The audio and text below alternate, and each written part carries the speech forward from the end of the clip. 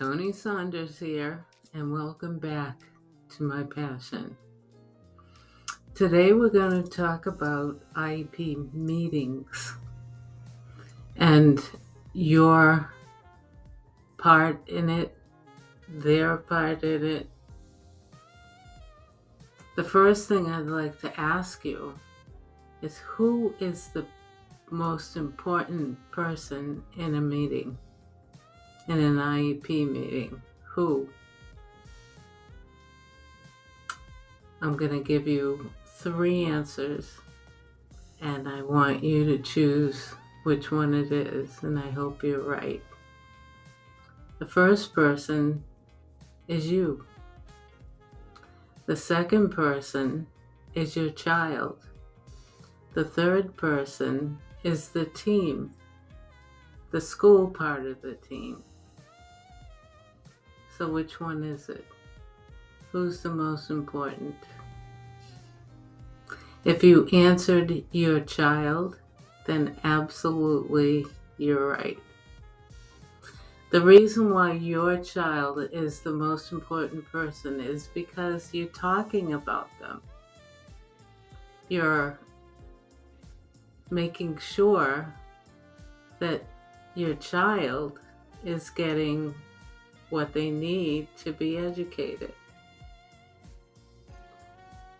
If anyone in the meeting feels that they're more important than your child, they shouldn't be in the meeting, because it has nothing to do with anyone at the table.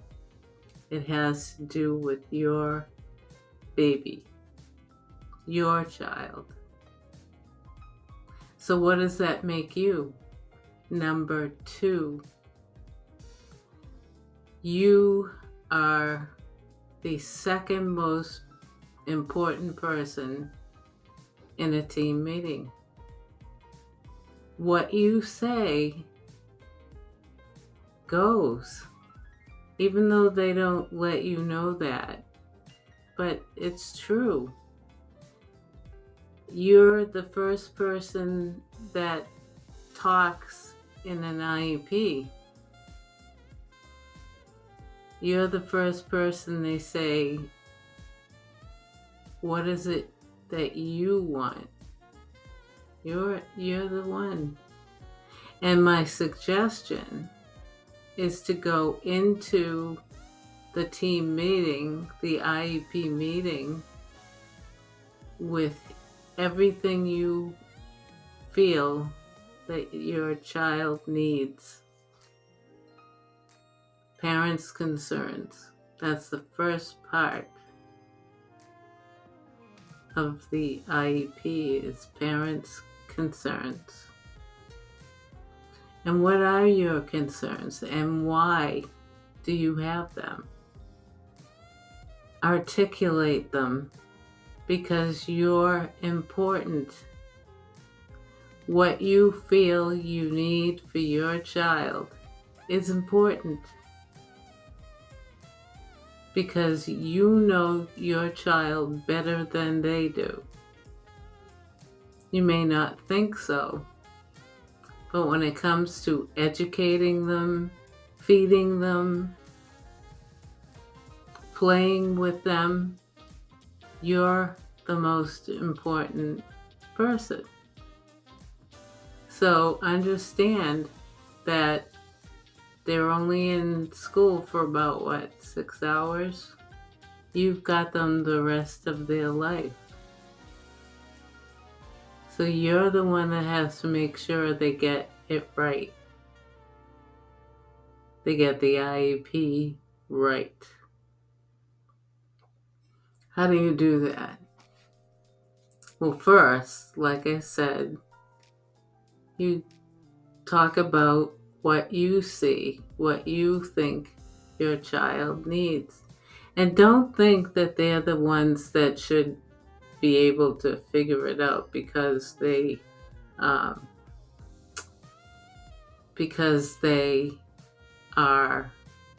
the professionals. You're the professional of your child. They're not professionals of your child.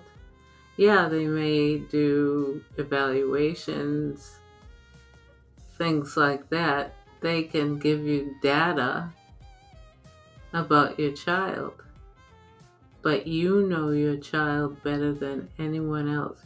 And if they sit there and tell you that your child is doing something, having behaviors in the classroom and all that, your question is, why? Why are they having behaviors?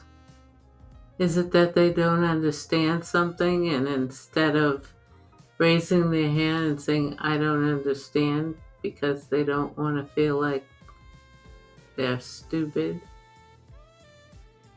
They're not stupid. When they raise their hands, or sometimes they just blurt it out, they're supposed to be heard. What is it specifically that they need in the classroom? And you should talk to your child and ask them if there's anything they need. So let's talk about things they could need. Help would be the first thing. They need help. If they have a disability, it's a disability in some form or fashion. So if they need help, that's what they need to learn. They need to learn how to ask for it.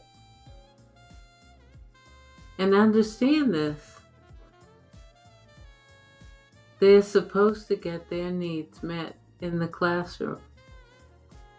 If they come home and said, I raised my hand several times and still nobody came to me and asked me what I need,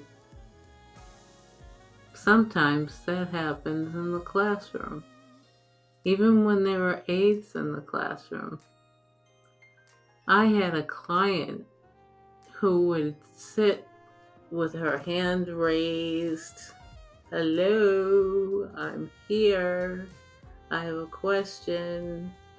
And that the teacher or the aide in the classroom might say, try and figure it out on your own first. And then if you can't do it, raise your hand. Now, should they be told that? No, not at all. As a matter of fact, someone should jump to the occasion and go over and say, what do you need? What do you not understand? Can you read this? Can you do that? Do you understand the directions? What do you need? Some teachers may say, well, I was too busy to come to you right away. Then what the teacher should say, hold on, I'll be there shortly. Let me just finish helping this child. That's what's supposed to happen. And hopefully it is. But understand, when you have a disability and you're a child, you don't really understand your disability. All you know is you don't know how to do something. And that's okay, because that's what school teachers are all about. So you're in an IEP meeting and you voice your concerns. And don't allow them to dismiss your concerns, because sometimes they do that too, because they don't look at you as the professional. You're more of a professional for your child than they are. So what you're going to do is assume that role. Be that queen or king in the IEP meeting. That's what you do. Claim the role. But this is my child. And what you're doing for my child isn't working. So what else can we do to help them? What else can we do? You have to, like I said, assert your power. This is what I want. I want you to do an assistive technology evaluation. And I want to know exactly what she needs so that she can have it. And I want the assistive technology to be a part of her day.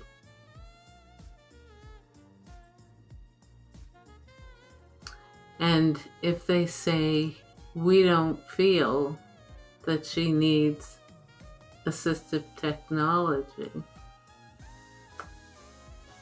what do?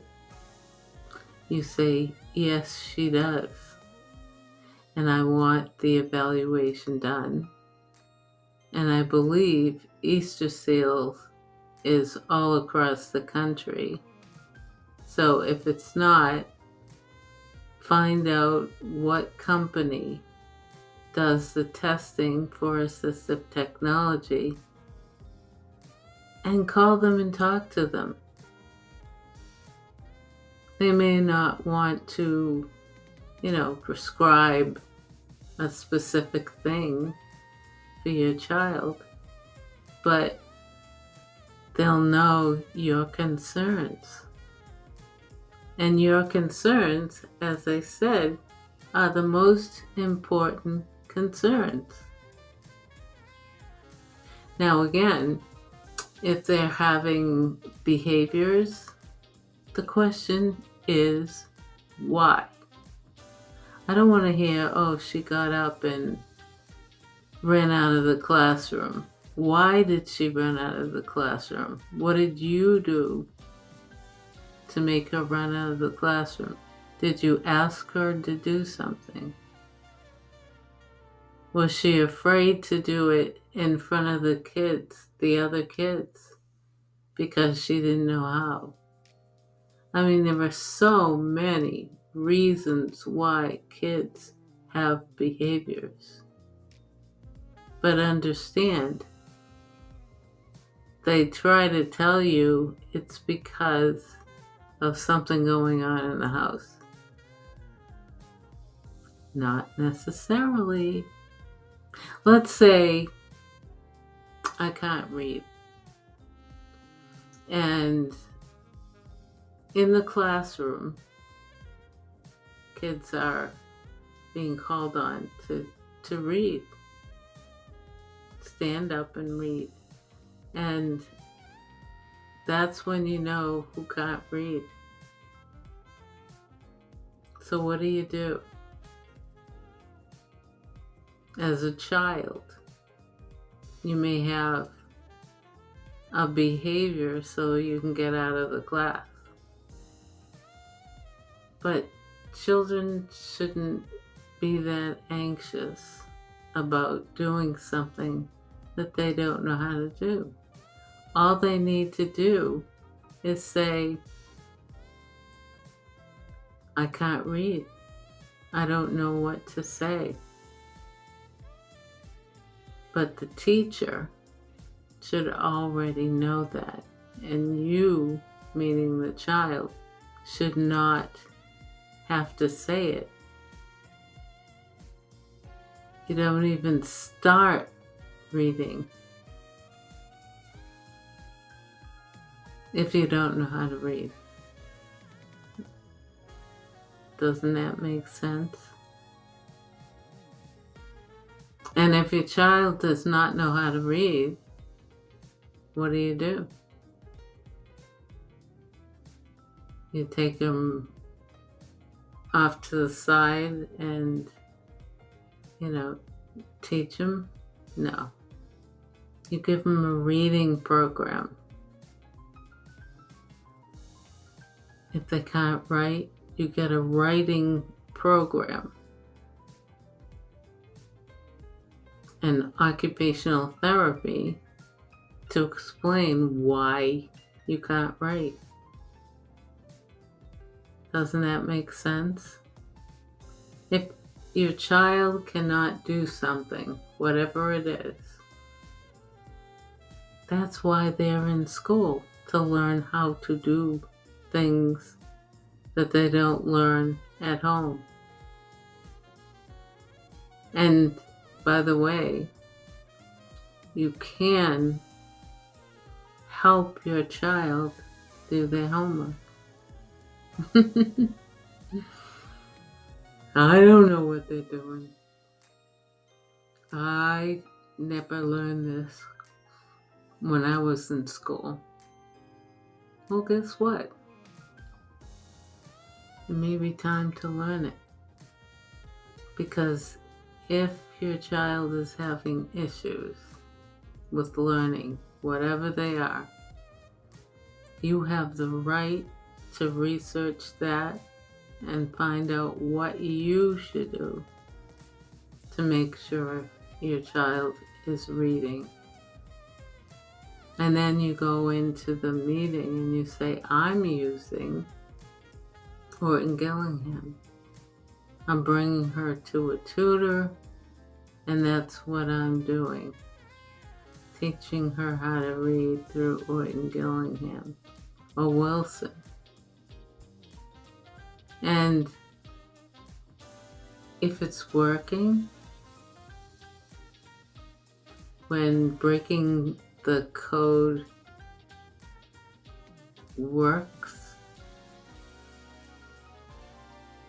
think about it.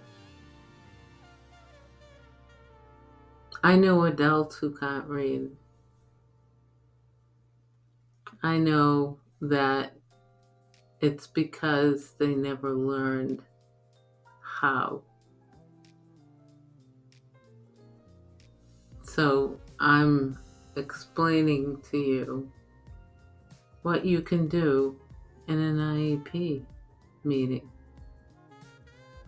You have the right to say whatever you believe.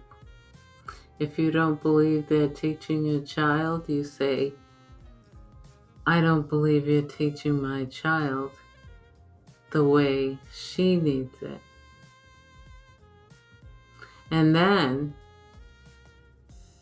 if you do believe that they're teaching your child, ask them,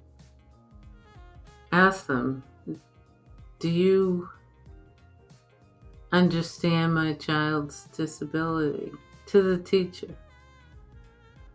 Do you know what she needs? What kind of accommodations is she getting? And I know what it says on the IEP. I want to hear it from you. Pure and simple.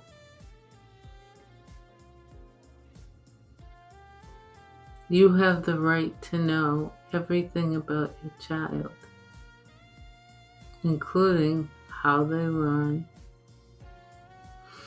You should find out what data they have on the disability for your child.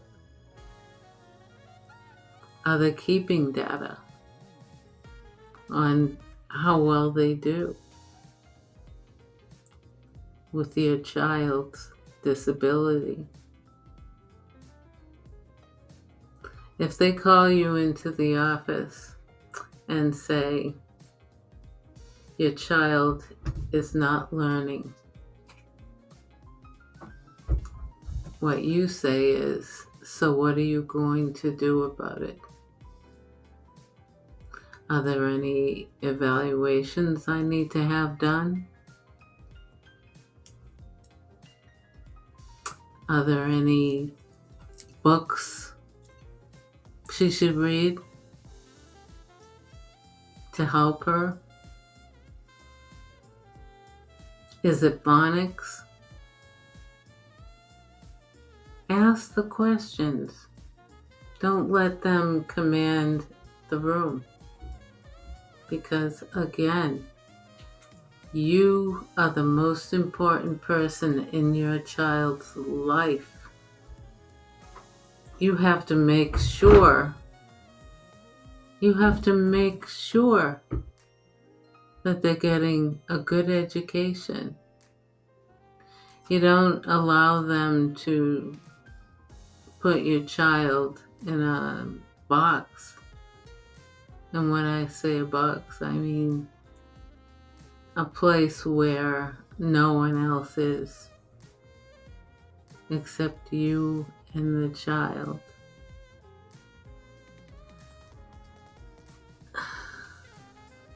Do you understand that all I'm trying to teach you is you have the power? If you have questions that need answering, you ask them in the IEP meeting. Or if it comes to you after the IEP meeting, you should have a team chairperson who knows. Why not? How is my child doing in class? What is she not doing in class? You have the power of the pen. You have it only. You sign for it and you don't sign for it. Well, you always sign, but you can say, I don't agree with this. I don't think it's working for my child. I want to have an evaluation to make sure that she's getting it right. And maybe it's part of her disability that keeps her from learning the way the other kids do. And that's okay. Because the younger you find this out, the younger your child is, the easier it is to remediate the problem, whatever the problem is. The easiest way to fight the system is to fight the system.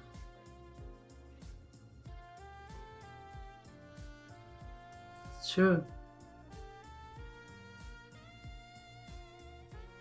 And if you feel that a teacher is not teaching your child,